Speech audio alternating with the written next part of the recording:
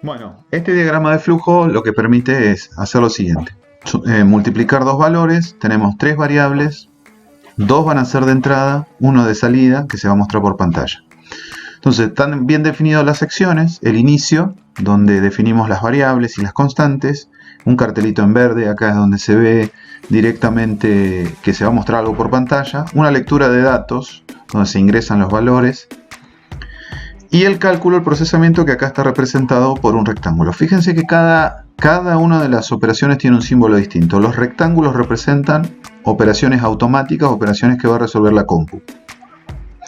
Los carteles de color verde y los que tienen los paralelogramos, verde y rosadito, lo que están marcando es que va a haber alguna interacción con el usuario. Por eso está la flecha que sale para que la pueda ver el usuario y la flecha que entra para que el usuario pueda ingresar datos. Número 1 y número 2 son dos variables que va a ingresar por teclado el usuario. Y finalmente, en la salida de datos, antes de que cierre el algoritmo, se va a mostrar el resultado de S con el cartelito. El resultado de la multiplicación es entre dos cartelitos rojos. Acá tenemos otra representación que es lo mismo. Acá se nota mucho más que está todo tipeado, todo escrito con el teclado. Son las mismas variables. Fíjese que acá la flechita se arma con signo menor guión y si le asignamos los valores 0 a nuestras variables. En otras notaciones de Paint probablemente puedan utilizar igual. Eso depende de cómo lo configuran la notación. Yo estoy usando la notación estándar. Acá vemos escribir ingresa dos números por teclado, leer número 1, leer número 2, S equivale a número 1 por número 2 y escribimos el resultado de la multiplicación es S. Nótese lo siguiente. Escribir, siempre la instrucción va a ser escribir y leer es siempre leer. No es escribir y luego mostrar, no es leer y luego ingresar. No puede interpretar el lenguaje de programación instrucciones ambiguas o que van cambiando durante el algoritmo que estamos construyendo. La idea es que tenga una consistencia, una coherencia. Y otro de los detalles es que todos los textos suelen estar encerrados entre comillas simples o comillas dobles para separarlos de lo que es una variable. S es una variable. Lo separamos con coma de el resultado de la multiplicación que es un texto fijo. Bien. Variables y constantes. Las variables son, y tanto las constantes como las variables son sectores de memoria. En algunos casos esos valores van a ir cambiando, por eso se usan variables, son las que más vamos a utilizar. Y tiene algunas características en su nombre, que no puede comenzar por un número, no puede tener espacios en blanco, solo se pueden usar caracteres alfabéticos, no se pueden usar caracteres especiales, arroba o ñ por ejemplo, o usar signos de puntuación. Y las constantes se definen al principio del programa. La única diferencia que tiene, hay otras más, pero una de las principales es que no cambian su valor durante la ejecución del programa. Por ejemplo, el número pi lo definimos al principio como 3.14 y es siempre 3.14. Para poder definir en una tecla, en un juego o en algún otro tipo de software, una de las cosas que tratamos de hacer es que se defina el código numérico que utiliza internamente la letra, la dejamos definida como una constante para no tener que recordar el número durante todas las veces que ejecutamos o que estamos programando nuestro programa. Valga la redundancia. Bueno, acá tenemos un ejemplo varios ejemplos en realidad de nombres correctos de variables. Nombre, guión bajo, y guión bajo apellido, sueldo, guión bajo mensual, número, guión bajo 1, distancia, guión bajo kilómetros.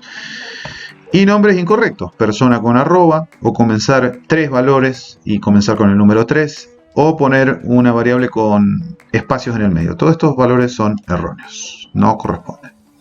Vamos a los operadores. Los operadores nos van a permitir hacer cálculos. Por ejemplo, los primeros operadores que vamos a ver son los aritméticos. Y vamos a ver que para poder calcular potencia vamos a tener que utilizar símbolos porque no tenemos la forma de poner el superíndice en un lenguaje de programación y hacer que aparezca el 2 elevado al cuadrado, 2 elevado al cubo.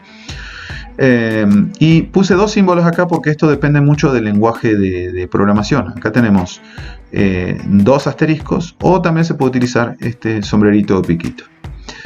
Acá tenemos unos ejemplos. Potencia 2 por 3 equivale a 8, 2 elevado al cubo. Producto es un asterisco, una división real, una división con decimales es barra. Mod es el módulo o el resto de una división entera. Si yo divido 5 por 2, el resultado es 2, pero el resultado del resto va a ser 1. de una división entera. Si tengo 5 manzanas, las tengo que dividir entre 2 personas, le van a tocar 2 a cada uno, me sobra 1, bueno, ese es el resto del módulo. La división entera de 5 dividido 2, justo ahí abajo está, es 2.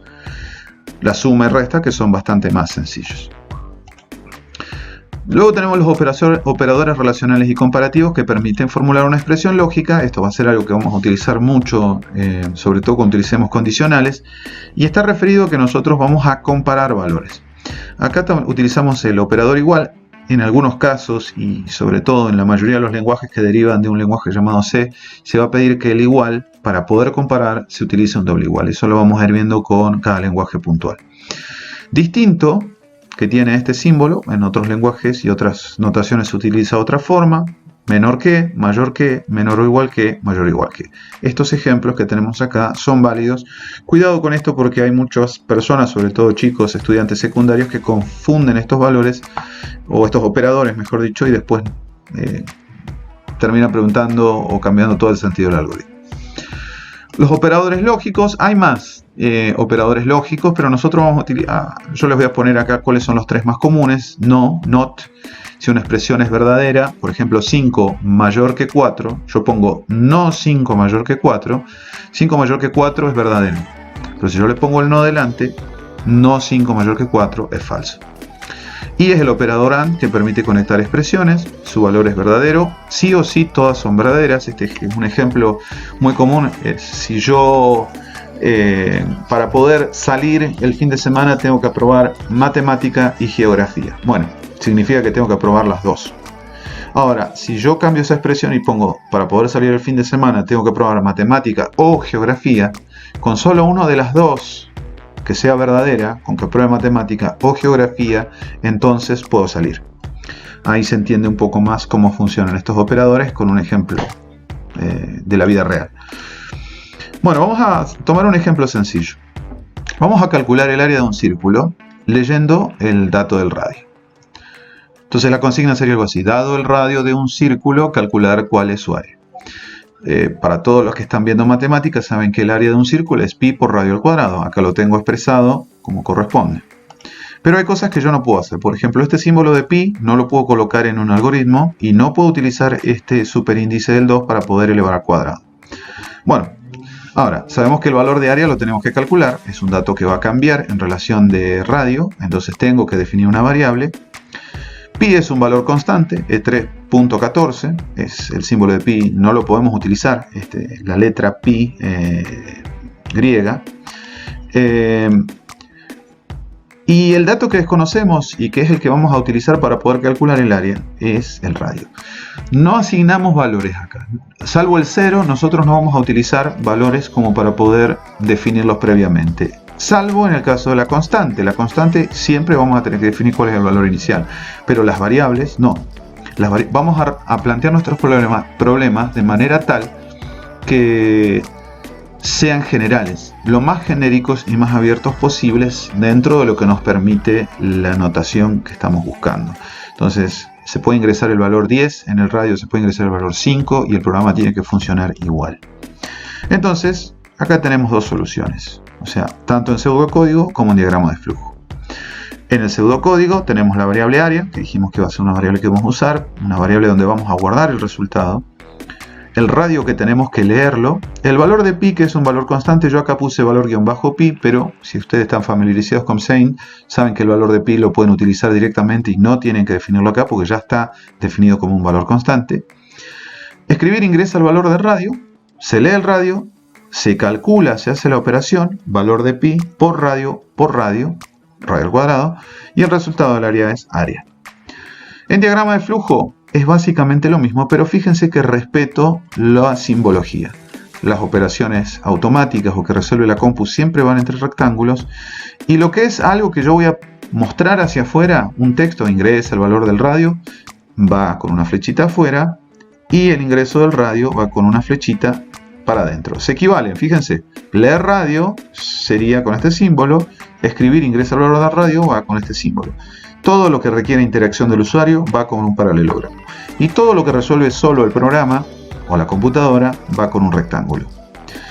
Finalmente mostramos el resultado del área. Recordemos acá, siempre se separa lo que es un texto que yo voy a escribir y que acá puedo decir el resultado del área es, el resultado del área de un círculo es, etcétera, etcétera, como a ustedes les queda más claro, pero el nombre de la variable tiene que ser exactamente el mismo que usamos para el cálculo y que definimos previamente.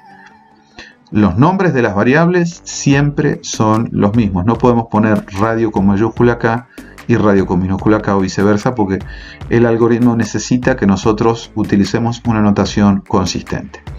Hay algunos lenguajes que te permiten hacer esto, pero no es lo recomendable cuando vos planteas un algoritmo, porque si no pierde claridad. Bueno, vamos a algunos desafíos. Dejo algunas preguntas que si por ahí las querés responder a modo de autocorrección. ¿Cuáles son los tipos de operadores que se están utilizando? ¿Cuántas formas de representar un algoritmo presentamos hoy? ¿Qué es una expresión lógica?